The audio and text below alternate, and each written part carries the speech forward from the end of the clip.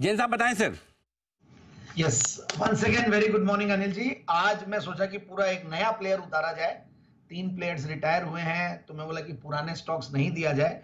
और मेरा निवेदन है कि जब भी मैं स्टॉक दूं और नया नाम आते ही बहुत जबरदस्त एक तरीके से उछाल देता है, तो मेरी राय यही रहेगी कि आप लोग प्लीज नाम सुने, पूरा लॉजिक सुने, उसके बाद खरीदें। मैं व्यूअर्स को विशेष मेरा निवेदन है। तो एक स्टॉक है वो WS इंडस्ट्रीज इंडिया लिमिटेड।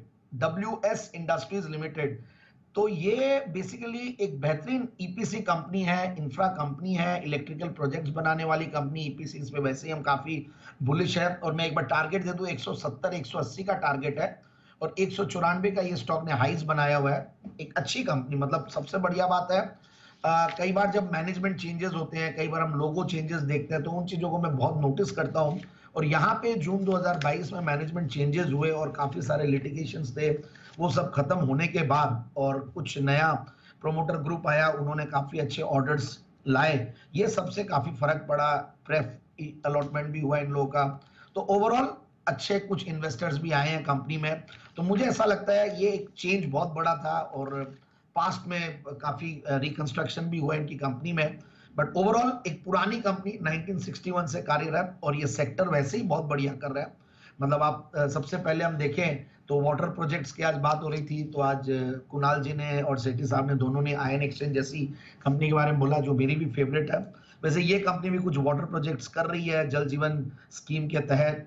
इनकी अच्छी खासी ऑर्डर बुक है, ईपीसी की ऑर्डर बुक करीब 300 करोड़ के लगभग, और आगे भी आने वाले दिनों में 400-500 करोड़ के इनको और ऑर्डर्स मिल जाएंगे, ऐसी कंपनी की उम्मीद है।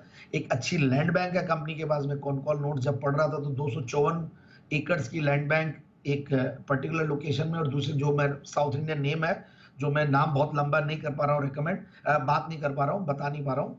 बट ओवरऑल एक अच्छी खासी ऑर्डर बुक, आने वाले दिनों में एक अच्छी खासी एक्सपेक्टेशन ऑर्डर बुक की।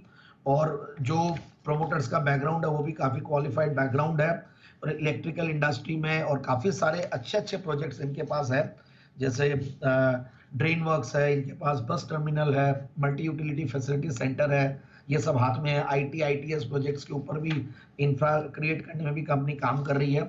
अब मैं फंडामेंटल्स पे आता हूँ, तो 15 के पी मल्टीपल पे स्टॉक सस्ता लगता है। 25-26% का रिटर्न ऑन कैपिटल एम्प्लॉयड है। रिटर्न ऑन इक्विटी 47% की है। और डेट्स है, ऐसा नहीं है, 74 करोड़ के डेट्स है, 0.54। बट एक इंफ्रा कंपनी है, ऑर्डर बुक है, तो ये सब रहते हैं। और 110% की प्रॉफिट की अगर पिछले 3 साल में, जैसा कि मैंने कहा, कुछ चेंजेस आए हैं। पहले कंपनी अंडर परफॉर्म कर रही थी, एक बार तो टॉप लाइन ही जीरो हो गई थी, फिर वापस से बहुत बढ़िया बाउंस बैक किया है, तो अब बहुत बढ़िया हो गई है। और टॉप लाइन और सेल्स दोनों ऊपर, बॉटम लाइन। और 17 करोड़ का पैट मार्च 2024 में लाई है कंपनी, और 5 करोड़ का पैट जून 2023 में था। मैं मार्च 2023 से मैं कंपेयर नहीं कर रहा हूं, क्योंकि जो मैंने बताया कि पूरी रिस्ट्रक्चरिंग होने के बाद एक बेहतरीन वो आया है। तो 50 करोड़ का ऑलमोस्ट पैट है लास्ट ईयर में, और 200 सवा 300 करोड़ का टॉप लाइन लास्ट ईयर में। और जो ओवरऑल मुझे लगता है कि FIIs DIIs बहुत ज्यादा नहीं है, बट प्रोमोटर्स है, और जो पब्लिक शेयर होल्डिंग है उसमें कुछ ऐसे नाम है जिनसे भरोसा बढ़ता है। तो मुझे लगता है कि स्टॉक को इन लेवल्स पे ले, 170 180 के टारगेट के लिए।